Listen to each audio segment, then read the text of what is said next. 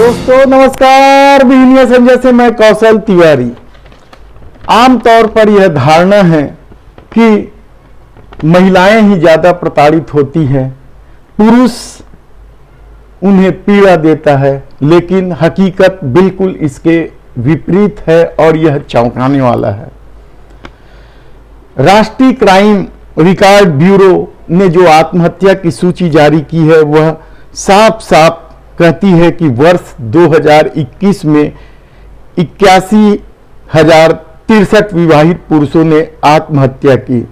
वहीं विवाहित महिलाओं की संख्या 28,660 रही। आत्महत्या के मुख्य कारणों में 33.2% पारिवारिक कारण बताए गए। स्वास्थ्य कारणों से भी 18.6% लोगों ने आत्महत्या की। आत्महत्या के मामले में भारत पूरी दुनिया में प्रथम स्थान पर है और यहां हर 4.25 मिनट यानी 4 मिनट 45 सेकंड में एक पुरुष आत्महत्या कर रहा है। वर्ष 2021 में छत्तीसगढ़ राज्य में ही 7828 यानी 7,828 लोगों ने आत्महत्या की, जिसमें 2,203 महिलाएं और 5,626 पुरुष हैं। पुरुष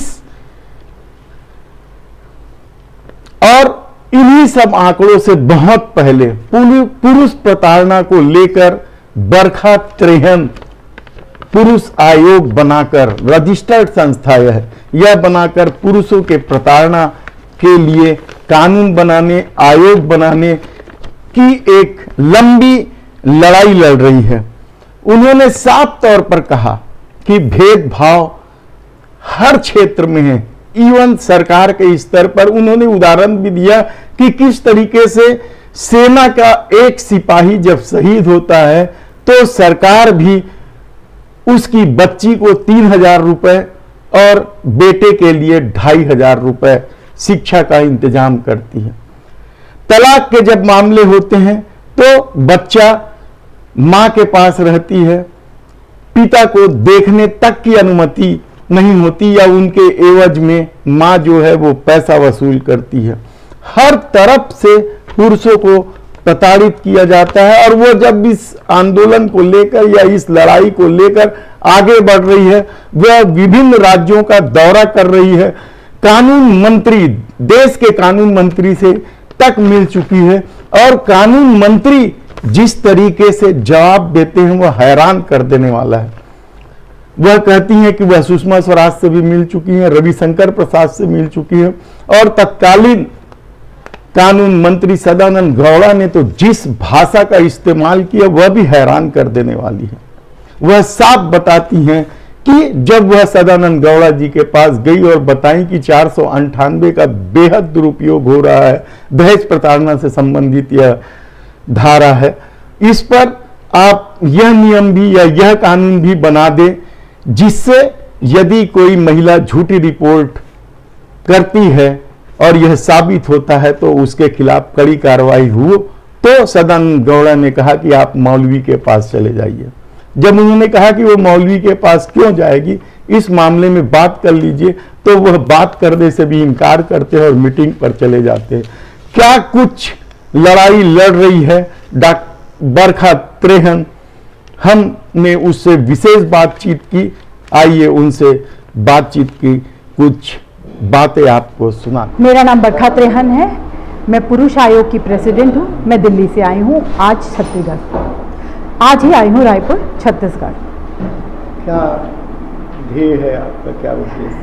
मेरी जो ये संस्था है ये नॉन फंडेड ऑर्गेनाइजेशन है और हम इसमें प्रताड़ित पुरुषों की, उनकी माताओं की, उनके बहनों की, भाइयों की, पिताओं की, सबकी समस्याओं को सुनते हैं, उनको मदद करते हैं इमोशनली, लीगली, कई बार फाइनेंशियली भी। कोई लोग बहुत ज़्यादा वीक होते हैं तो ऐसे भी केसेस हैं जहाँ मैंने फाइनेंशियली उनकी मदद करी है और लगातार ये मदद जारी रहेगी जब तक मेरे में दम है, जब तक मेरी सांसें चलती रहेंगी, मैं ये कार्य करती रहूँगी और लगातार सरकार से गुहार लगाती रहूँगी कि ये सर, ये आपका काम है, ये सरकार का काम है, एक पुरुष मंत्रालय बनाए, एक पुरुष मेंस कमीशन बनाए और एक मेंस हेल्पलाइन नंबर जारी करें जिस पे कि जो भी पुरुष की समस्याएं हैं वो कहीं पे तो कोई पटल होना ही चाहिए। महिलाओं के लिए इतने सारे पटल हैं, आप देखिए कितने सारे गवर्नमेंट ऑर्गेनाइजेशंस हैं जो महिलाओं के लिए काम कर रहे हैं, मंत्रालय हैं, पूरे पूरे फुल फ्लेज मंत्रालय है, कितने सारे एनजीओज हैं, सारी पुलिस, सारे वकील, सारा प्रशासन महिलाओं के लिए काम कर रहा है। कोई पुरुषों के लिए भी तो काम करे, उनकी भी तो दुख दर्द है, उनकी भी तो समस्या है, वो लेके जाए कहाँ। आपको पता है महिला आयोग पे बहुत सारे पुरुष हस्बैंड्स जो हैं वो कॉल करते हैं, लेकिन वहाँ उन्हें कोई उसका सोल्यूशन तो मिलता नहीं है, क्योंकि वहाँ से उनको यही पता चलता है कि ये तो महिलाओं की है हेल्पलाइन, हम आपकी कोई मदद नहीं कर सकते। तो कितना उनको बुरा लगता होगा, क्या वो इंसान नहीं है? ये आपको कैसे लगा या कहाँ से प्रेरणा मिली कि पुरुषों के लिए लड़ना है? तकरीबन 10 साल पहले मेरे एक मित्र के साथ एक घटना घटी जिसने मुझे झंझोड़ दिया। मेरे मित्र की जो एक महिला मित्र थी, उन्होंने उनके ऊपर रेप केस फाइल किया था, और इस रेप केस फाइल करने के बाद मेरे जो मित्र थे वो बहुत डर गए, सहम गए, और पहले तो उन्होंने अपने परिवार में किसी को नहीं बताया, बाद में उन्होंने माँ को बताया, और पूरा परिवार जो है बहुत डर गया। लड़का बिल्कुल सुसाइडल हो गया, और माँ ने मुझे कांटेक्ट किया, तब मुझे बताया। और पहले तो मैंने उनकी बात को नहीं गौर किया, लेकिन जब उन्होंने बहुत सारी बातें बताई, एविडेंस भी दिखाए, तब मुझे लगा कि शायद कुछ और ही कहानी है ये, क्योंकि फिर मैंने उनसे बहुत विस्तार पूर्वक में सारी बातें समझी और उनको हेल्प करी, और उनको हेल्प करी तो फिर बस इसी तरीके से कड़ी जुड़ती जाती है। आपको पता ही है, अगर सच्चे मन से आप तो भगवान को याद करो तो भगवान भी मिल जाएंगे। नहीं, आप राज्यों का दौरा कर रही हैं, लेकिन ये कानून तो सेंट्रल को बनाना है, तो फिर आप सेंट्रल में किन से मिली? वो सदानंद गौड़ा वाली बात थोड़ा सा। मैं सभी राज्यों में, आप बहुत सारे राज्यों में गई हूँ, हरियाणा, यूपी, महाराष्ट्र, पंजाब, बहुत सारे। अभी आपको देख रही हूँ मैं, आप देख रहे हैं मैं छत्तीसगढ़ में हूँ, और लगातार ये जो मेरी जंग है ये जारी रहेगी, मैं जाती रहूँगी और इस मुद्दे को उठाती रहूँगी। लॉ मिनिस्टर से सेंटर में मैं तकरीबन कोई ऐसा मिनिस्टर नहीं होगा कैबिनेट का जिससे मैं नहीं मिली हूँ। सुषमा जी से भी मिली थी मैं, और जब मैरिटल रेप का कानून की मैंने उनसे बात करी कि वैवाहिक बलात्कार जैसा कानून हमारे देश में आएगा, तो उन्होंने बोला बिल्कुल बोगस है, ये कानून नहीं आएगा। लेकिन अभी देखिए फिर से दिसंबर में चर्चा हो रही थी, और अभी सुप्रीम कोर्ट में चर्चा शुरू होने वाली है, फिर से इस कानून के ऊपर बातचीत होगी, और रातों रात ऐसे कानून आ जाते हैं, क्योंकि बाहर के फंडिंग वाले जो लोग हैं इस कानून को लाने के लिए काम कर रहे हैं, जो भारत को तोड़ना चाहते हैं, ऐसे लोग। मैं कुछ सालों पहले सदानंद गौड़ा जी जब लॉ मिनिस्टर थे उनसे भी मिली थी, उनसे इस बारे में चर्चा करी कि सर बहुत ज़्यादा मिसयूज़ हो रहा है, पुरुषों को की बड़ी प्रताड़ना हो रही है, बड़े केसेस आ रहे हैं, और जो सुसाइड डेटा है इतना भयावह हो रहा है, सरकार चुप क्यों बैठी? आप कानून मंत्री कुछ करिए। और कम से कम सर ये जो सामने दिख रहा है, जो सुप्रीम कोर्ट बोल रहा है लीगल टेररिज्म है, तो इसके बारे में 498 के बारे में तो कुछ करिए, इसमें मिसयूज क्लॉज डालिए। तो सदानंद गौड़ा जी मुझे कहते हैं आप मौलवी के पास जाइए। मैंने कहा सर मैं मौलवी के पास क्यों जाऊंगी, आप कैसी बात कर रहे हैं, आप देश के लॉ मिनिस्टर हैं। तो वो मुझे बोलते हैं कि आप ऐसा करिए, मुझे मीटिंग है, मुझे निकलना। मैंने कहा सर मेरा जवाब तो दे के जाइए, आपकी मीटिंग जरूरी है लेकिन मेरा जवाब भी उतना ही ज्यादा जरूरी है। तो वो मुझे बोलते हैं कि जो सारे कानूनों का दुरुपयोग हो रहा है तो इसका भी दुरुपयोग हो रहा है, तो क्या हो गया? मैंने बोला सर एक कानून बताइए जिसमें माता पिता 90 साल के बूढ़ों को जेल हो जाए, 2 महीने के बच्चों को जेल हो जाए, पूरा परिवार तहस नहस हो जाए। तो सर के पास कोई जवाब तो था नहीं, वो भाग गए। रविशंकर जी से मेरी अक्सर मुलाकात होती है, बहुत बार पार्लियामेंट में मिल चुकी हूँ, अक्सर टीवी डिबेट्स में जहाँ पे उनसे मुलाकात हुई है, या जो कॉन्क्लेव होते हैं मीडिया के वहाँ मिलती हूँ, उनसे अक्सर ये बात करती हूँ। वो मेरा सवाल कई बार सुन चुके हैं, और वो मुझे देखते सार बैठा देते हैं, इन महिला को माइक ना दिया जाए ऐसा बोल देते हैं, क्योंकि वो मेरे सवालों का जवाब देना ही नहीं चाहते, वो इस इशू को एड्रेस ही नहीं करना चाहते। मैं कानून में जो भेदभाव है सैनिकों को लेकर आपने जो बात कही, और इसी तरीके से दूसरे मामले में उसका थोड़ा सा विस्तार। कानून में भेदभाव इतना है कि एक महिला के लिए तकरीबन 50 कानून है, पुरुषों के लिए एक भी कानून नहीं है। तो ये भेदभाव जो है गलत है।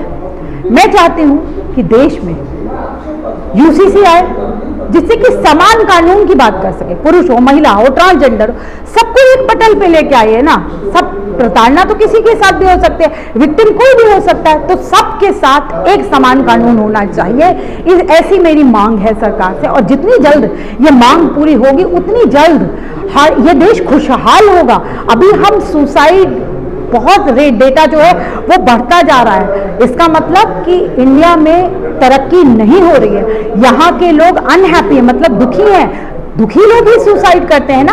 और जो लोग कहते हैं महिलाएं प्रताड़ित हो रही हैं, अगर महिलाएं प्रताड़ित हो रही हैं तो पुरुष सुसाइड क्यों कर रहे हैं? कितने ज्यादा पुरुष सुसाइड का रेट बढ़ता जा रहा है। ये यार नहीं बोल जो तलाक को लेकर जो बातें हैं कि पुरुष नहीं मिल पाएगा, पिता नहीं मिल पाएगा, मां बच्चे के साथ रहेगा, इसे जी लेकर देखिए, हमारे देश में तलाक के केसेस जो हैं वो बढ़ते जा रहे हैं, क्योंकि महिलाओं को पता है कि जैसे ही उन्होंने फर्जी केस डाला या 100 नंबर घुमाया और ये केस गया कोर्ट में, उनकी तो पेंशन लग जाएगी। इधर पेंशन लग गई, इधर उन्होंने किसी और को डेट करना शुरू कर दिया, मिलना जुलना शुरू कर दिया, उनकी लाइफ सेट है। लेकिन पुरुष, उसकी ज़िंदगी में से तो सब कुछ चला गया, नौकरी भी चली गई, जो उनकी जो रिस्पेक्ट, जैसे ही ये सब केसेस होते हैं वो नौकरी इसलिए जाती है, वो इतना प्रेशर में आ जाता है ना, वकीलों को पैसे दे दे के, तब परिवार में तमाम सवाल खड़े होते रहते हैं, क्या हुआ, कैसे हुआ, हर रोज़ इतनी मानसिक प्रताड़ना में से गुजरना पड़ता है। और जो आरोप है वो तो उसकी श्रृंखला तो कम होती नहीं जाती, आरोप बढ़ते जाते हैं, बढ़ते जाते हैं, बढ़ते जाते हैं, क्योंकि जितने ज़्यादा आरोप लगाएंगे उतने ज़्यादा पैसे मिलेंगे। तो महिला वाइफ जो है इसलिए ज़्यादा आरोप लगाती है। अब पुरुष का डाइवोर्स हो गया, दोनों का डाइवोर्स जब चलता है तो जो बच्चे होते हैं उनका तो सबसे ज़्यादा जो है मुश्किल टाइम होता है, क्योंकि बच्चों को अपने पिता से मिलने नहीं दिया जाता। अगर किसी को पिता से मिलना हो तो लाखों रुपए देने पड़ते हैं। क्या पुरुष सिर्फ एक स्पर्म डोनर है या ATM मशीन है? वो अपने बच्चे को ही नहीं मिल सकता। मैं ऐसे ऐसे केसेस जानती हूँ जहाँ वाइफ ने कहा 1 लाख रुपए पहले बैंक में डालो, तब बच्चे को लेके आऊँगी 10 मिनट के लिए मिलवाने के लिए। ये क्या है? क्या हम एक पुरुषों के समाज को ख़त्म करना चाहते हैं, फादरलेस सोसाइटी बनाना चाहते हैं, पिता विहीन एक समाज बनाना चाहते हैं? कैसा समाज चाहिए हमें? क्या एक माँ अकेले एक बच्चे को संस्कार दे सकती है? नहीं। क्या एक पिता दे सकता है? नहीं। दोनों को साथ ही रह करके बच्चे को आगे बढ़ाना है, उसका पालन पोषण करना है। तो सबसे पहले तो मैं बहुत कहती हूँ कि काउंसलिंग होनी चाहिए। जो भी ऐसे डाइवोर्स के केसेस होने में उनमें काउंसलिंग ज़रूर होनी चाहिए, रीयूनाइट होनी चाहिए फैमिली।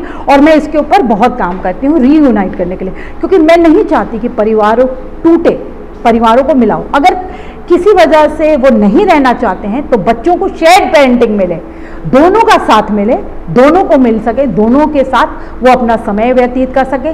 क्योंकि जो बच्चे अकेली माँ के पास पलते हैं वो ज़्यादा सुसाइडल होते हैं, उनकी स्टडीज़ में ध्यान नहीं होता, वो क्रिमिनल मेंटालिटी के होते हैं। तो क्या हम ऐसा समाज बनाना चाहते हैं? कतई नहीं। एक आखिरी सवाल आपसे कि आप 10 साल से इस कार्य में लगी है और सरकार का रवैया कहीं से भी पॉजिटिव नहीं दिखता, तो क्या ऐसा नहीं लगता आपको कि एक बड़ा आंदोलन खड़ा करने की जरूरत होगी इसको? आपने तो मेरे मुंह की बात छीन ली।